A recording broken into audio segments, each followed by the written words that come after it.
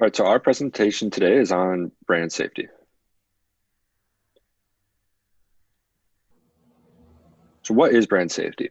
The exact definition given by the Internet Advising Bureau is keeping a brand's reputation safe when they are advertising online. So essentially, it's a brand's way of setting certain standards for where and how they choose to advertise in order to keep their brand's best interests in mind. And we're going to go over this part in a little bit, but just to give you a general sense, in practice, brand safety involves avoiding placing ads next to inappropriate content and providing a safe environment for ad trading. So the goal of brand safety is to protect the recognition, reputation, and legitimacy of the brand. It's also to make sure that an ad is placed on a proper site. And you want to reduce the risk of ad misplacement in areas like fake news, clickbait, sites that have opposing views, and sites with malicious content, etc. So basically, you want to keep your ads away from sites that people may see your brand with and associate with, and that might not be good. So to start off with brand safety, the key is where you buy your ad space. So there's four main places to buy your ad space. The first is directly from a website. So this often involves working with the actual host of the website or their sales team. This is generally used for smaller companies. Next is the use of an ad agency. Ad agencies work with a team, or when you work with an ad agency, you work with a team that is dedicated to purchasing quality ad space for you and your company. Next is a ad marketplace. So ad marketplaces are essentially the quote unquote eBay, for lack of a better term, of places to buy ads. It's where smaller websites can go post their ad openings, and then you as a brand can go on and purchase that ad space. And finally, there's the use of ad networks. So ad networks are major host sites or companies like Amazon, Google, or Facebook that work with you directly to advertise on the websites that they host. So by working with those bigger companies, you get access to way more websites because they host a ton of things. So how to choose an online ad provider? First of all, you want to know the amount that you want to spend on your ad services, and then make sure also to know the return on your investment. Knowing how much you want to spend will determine what kind of ad provider you choose and the quality of the websites your ads are placed on. Make sure you go in with a plan. You want to make sure that your target audience is well defined so that the ad provider knows exactly where you want your ads to be placed and who you want them to be seen by. Next, choose a provider with a good experience and reputation. So there's two types of ad providers according to the Internet of Advising Bureau, and there's a whitelisted ad provider and there's a blacklisted ad provider. And a whitelisted ad provider is a company with solid reputations and experience, and a blacklisted one is companies that are known for placing your ads in more unsavory places, and then they are often cheap and promise the same services and reliability as whitelisted companies, but oftentimes they're phony. So you want to be really careful of that. And one of the key ways, other than looking at the IAB's list, is to go and look and see what these ad companies have done in the past. So check out their old work, see the interactions, see where their stuff shows up on the internet, and also check out their social media and see what people are saying about them. And finally, when you choose an ad provider, you want to make sure that you have an open line of communication with them. So the keys to implementing brand safety. Be strategic when choosing a buying model. And this goes back to everything that was on the last slide. That's really key because that's where brand safety starts. Next, be sensitive to your audience.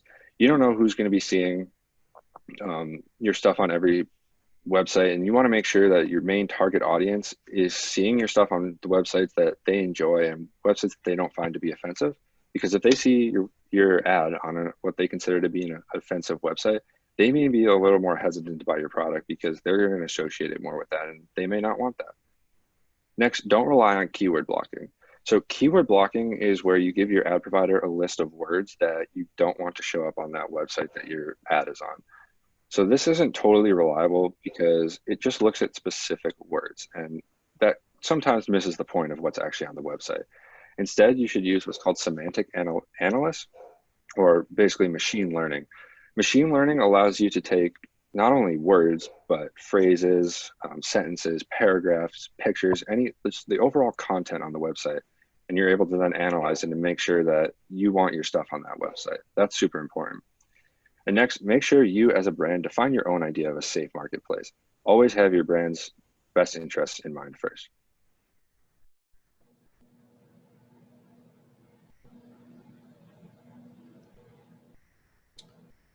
Alrighty, so in the world before digital marketing, things were a bit simpler.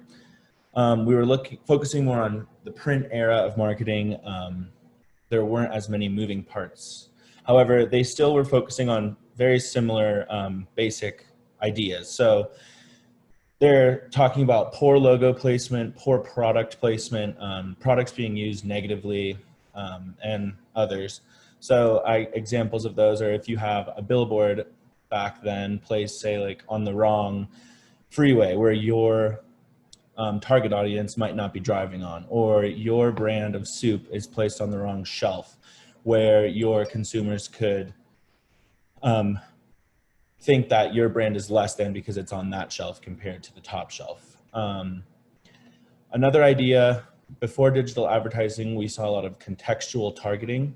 So an example of this is, say you're going to a car dealership and car insurance companies are going to want to advertise at car dealerships because based on the context, they know that a man or a woman going to buy a car might need car insurance as well. So there was less margin of error there. The car insurance companies aren't going to mess up advertising at the car dealerships, if you understand there.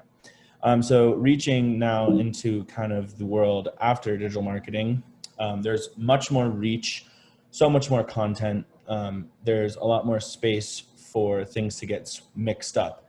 The way that we advertise to people online is much more technical, and that ties into behavioral targeting. So with behavioral targeting, companies can look at our website history, our pages viewed, our clicks, our purchase history, frequently searched keywords, et cetera, et cetera. So there's a lot more, like I said, moving parts now that we're more in this digital world. So why is brand safety important? Most importantly, obviously your brand's reputation is always on the line.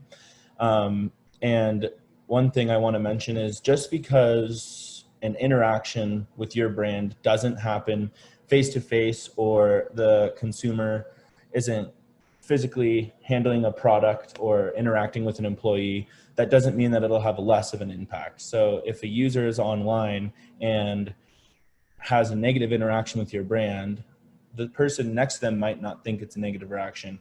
However, it is in the eye of the beholder. That's a huge part of brand safety. So it's very important for brand reputation. Another key point is that brand safety isn't going away. Brand safety, like all things that we see, are going to evolve with us. The internet's evolved with us. The way we advertise has evolved with us. And brand safety is going to evolve too. So it's important to stay on top of it and make sure that you're keeping your brand safe. One key point that we can't not mention is the cost. If you have a large slip up due to a brand safety concern, the cost of fixing that, or the PR blast that'll have to follow, can be very costly.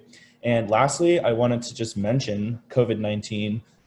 I've noticed personally that I've been on my phone and my computer a lot more. I'm sure you all can agree with me. Even people that were less digitally or electronically active are now probably either being forced to or seeing themselves kind of evolve into a more digital person. So yeah.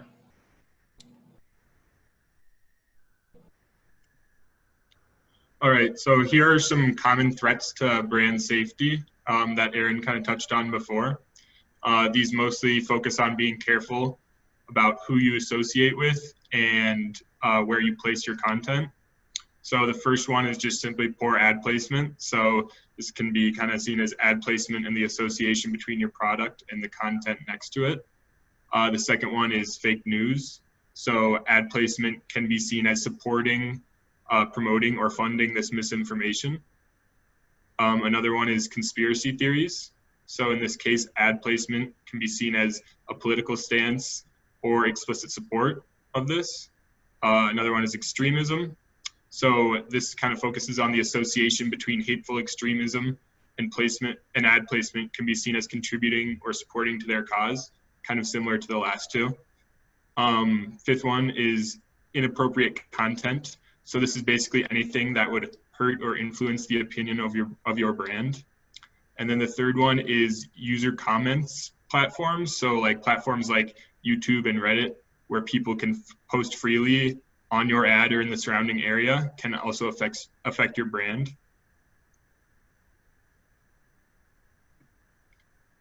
So the first example I have is of good brand safety. So does this ad placement reflect positively on your brand? So this is an ad for a Purdue global business degree in a business-focused article. So not only does this reflect positively on the brand, but it also comes with some type of association with the content next to it. I would say that this is practicing good brand safety because it is next to content that seems appropriate and safe and also relates to your advertisement. So it is bringing in people that are looking at a business article and may be interested in a business degree. So my second example is an example of bad brand safety. So once again, does this ad placement reflect positively on your brand? So while legal here and accepted by many people, this may not be the best place to put your ad. However, this also depends on the specific brand and their values. For example, this could be a positive ad placement for a company that produces CBD products, but might be a negative ad placement for an organization that supports youth health and wellness, such as NFL Play 60. Generally speaking, this would fall under the inappropriate content in terms of brand safety. Lastly, for the third example, I wanted something more current day. So in news and journalism, a problem right now is there's a lot of inaccurate news outlets that have the ability to mislead the public through misinformation.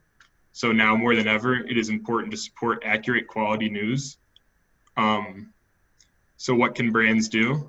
Support high quality journalism by being cautious of where and with who they advertise and how do they go about doing this.